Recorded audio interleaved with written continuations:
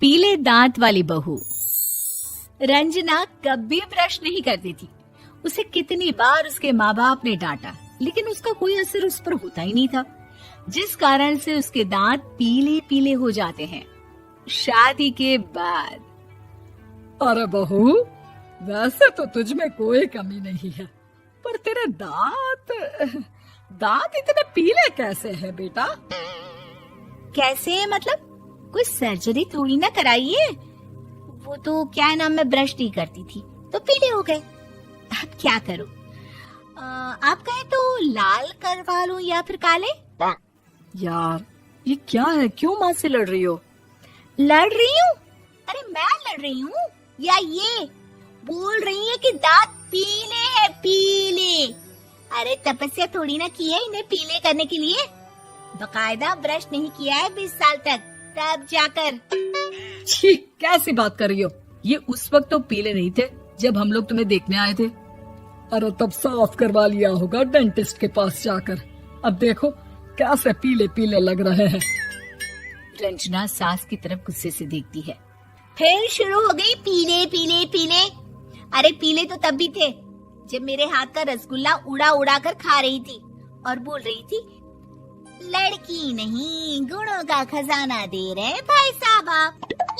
खैर, अब वो लोग करते भी तो क्या करते, पीले दांत वाली बहू पल्ले पड़ी थी तो झेलना तो था ही।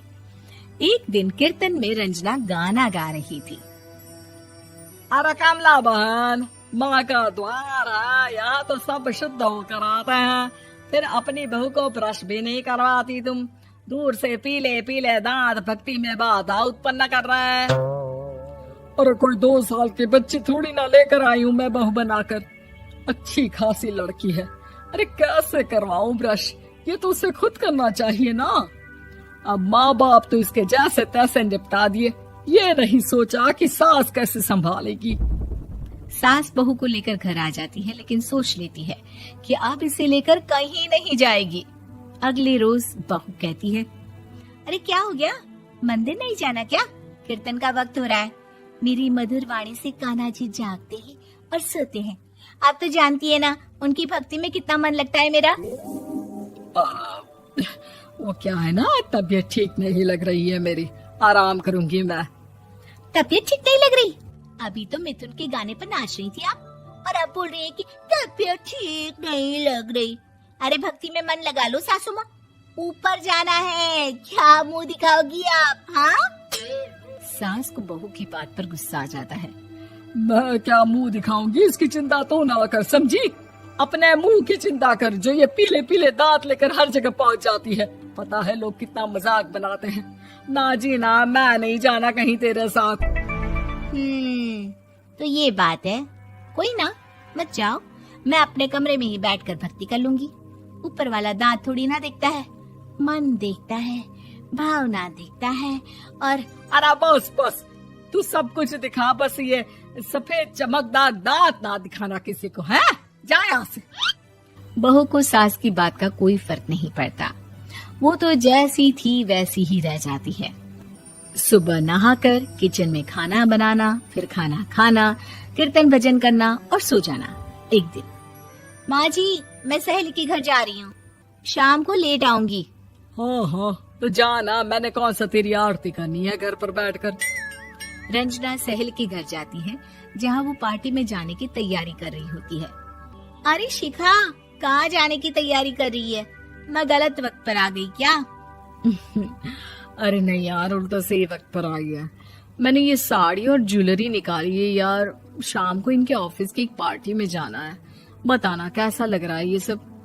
नहीं यार, इस ड्रेस के साथ तो वो वाली ज्वेलरी अच्छी लगेगी। हाँ हाँ सही बोल रही है, मैंने ध्यान ही नहीं दिया। वैसे तो हमेशा से मस्त फैशन सेंस रखती है। तो बड़ा जाती होगी ना पति के साथ पार्टी में। रंजना कुछ नहीं बोलती, बस सोचती है कि यार काश ये बात सही हो जाती, पर मैं क्यों नहीं जाती पार्टी में? क्या इन लोगों की कोई पार्टी होती नहीं होगी? रंजना घर आती है और रात में पति से सवाल करती है, एक बात बताइए, आप मुझे किसी पार्टी में क्यों नहीं ले जाते? क्या आपके यहाँ ऑफिस में पार्टी नहीं होती? पति बेचारा क्या कहता कि दांत पीले हैं तुम्हारे इसलिए। अरे कोई पार्टी होती नहीं हम लोगों के ऑफिस में, तो कहाँ से लेकर जाऊं? और मार्केट, मॉल, कहीं वीकेंड घूमना, कहीं तो।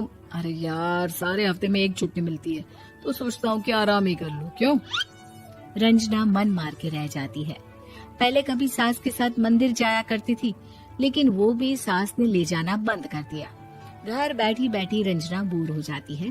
तभी उसे आइडिया आता है और वो मायके जाने का सोचती है। सासू माँ, 2 दिनों के लिए मम्मी के घर जा रही हूँ। अच्छा अच्छा ठीक है, आराम से जा। और हाँ, माँ से कुछ अच्छी आदत सीख कर आना कि कैसे शरीर के हर भाग की तरह दांतों की सफाई भी जरूरी होती है, समझी? शुरू हो गई ना आप। वो लोग आपकी तरह नहीं है कि छोटी छोटी बात का बतंगड़ बना दे। उन लोगों के लिए मैं मायने रखती हूँ, ना कि मेरे पीले पीले दांत। रंजना माँ को बिना बताए उन लोगों को सरप्राइज देती है, लेकिन जैसे ही वो दरवाजे पर पहुँचती है, अंदर देखती है कि घर वाले कहीं जा रहे होते हैं। अब माँ, काश रंजना दीदी के दांतों वाली प्रॉब्लम नहीं होती, तो वो भी हम लोगों के साथ चलती ना बुआ जी की बेटी की शादी में। हाँ बेटा, लेकिन अब उसे कौन समझाए कि उसको उसके पीले दांत नहीं दिखते, लेकिन उसके आसपास के लोगों को कितना एम्बैरेसिंग फील कराते हैं। मुझे तो कितनी बार उसके स्कूल की टीचर ने शिकायत की कि उसके साथ कोई लड़की बैठना भी नहीं चाहती, और ना ही कॉलेज में कोई उससे बात करना चाहता था। लेकिन पता नहीं क्यों उसे ये बात समझ में ही नहीं आती। कोई कमी नहीं है उस लड़की में, बस यही कि दांत पीले हैं। वो तो भला हो जीजा जी और उनकी माँ का, जो दीदी को जैसी है वैसे ही रखा हुआ है। रंजना को अपने घर वालों की बात सुनकर बहुत दुख होता है। वो सोचती है कि वो क्या करे, लेकिन फिर वो सीधा डेंटिस्ट के पास जाती है, अपने दांत चमकाती है और कसम खाती है कि वो रोज ब्रश करेगी। अरे क्या हो गया? तुम तो 2 दिनों के लिए गई थी ना, पर कोई ना, अच्छा है, चलो आ गई तो। रंजना सास के सामने आकर खड़ी हो जाती है और पूरी स्माइल करती है, उसके चमकदार दांतों को दिखाती हुई। हैं? चले मंदिर। माँ, मुझे माफ कर दीजिए, मैंने आप लोगों को बहुत एम्बैरेसिंग फील करवाया। मैं आज से रोज ब्रश करूंगी।